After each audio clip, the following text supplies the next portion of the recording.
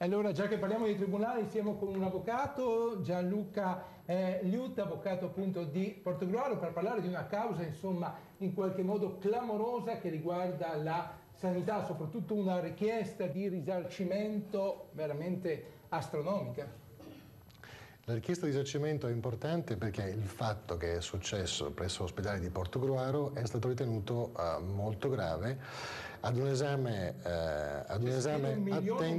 attento dei fatti. La richiesta risarcitoria è stata di 1,5 milioni di euro relativamente a una omessa diagnosi prenatale addebitata a un ginecologo dell'ASL 10 Veneto Orientale, esattamente del presidio ospedaliero di Portogruaro. Nei fatti, una giovane coppia, pressoché poco più che ventenne, alla prima esperienza come genitori decide di affidarsi al reparto di ginecologia di Portogruaro, ritenuto di assoluta eccellenza. E non parliamo di moltissimo tempo fa. La donna, che ovviamente nulla sa della maternità, perché, ripeto, la sua prima esperienza, si fida totalmente alle mani del medico.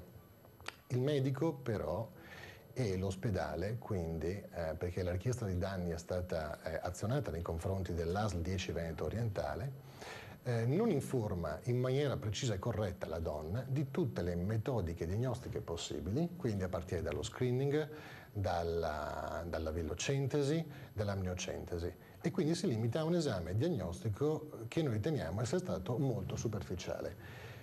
Ne consegue ovviamente noi naturalmente diamo come sempre la possibilità, anzi invitiamo una replica da parte appunto dell'azienda e naturalmente non vogliamo fare processi in televisione, questi si fanno in tribunale. Senza dubbio. Cioè, questo è senza dubbio. Un punto di vista naturalmente di parte. Assolutamente di parte. Noi stiamo commentando qui la richiesta danni che è stata già depositata nei confronti dell'azienda sanitaria numero 10 Veneto Orientale.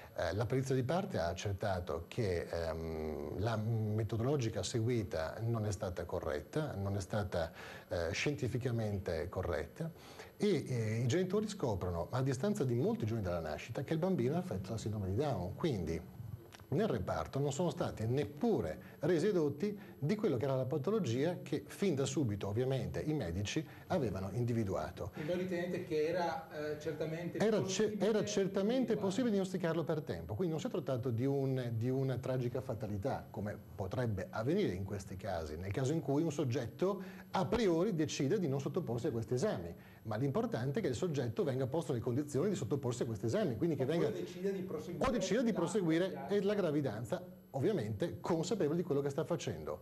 Qui i nostri assistiti lamentano il fatto che questa conoscenza, questa possibilità a loro non è stata data. Ecco perché hanno ritenuto che il fatto sia colpevole, per questo ci hanno incaricato di agire in nome per loro conto in questa richiesta risarcitoria, che certamente è importante perché sono stati azionati 1.500.000 euro. Ci sono dei precedenti molto importanti, anche molto recenti. Dobbiamo, e chiudo, evidenziare un particolare. La sindrome di Down è una sindrome particolarmente invalidante, per alcuni aspetti è molto più invalidante di un handicap fisico. La vita di questi genitori, oltre che del bambino, è stata gravemente compromessa dal punto di vista soggettivo, la vita è stravolta. Ecco perché la richiesta risarcitoria è assolutamente importante.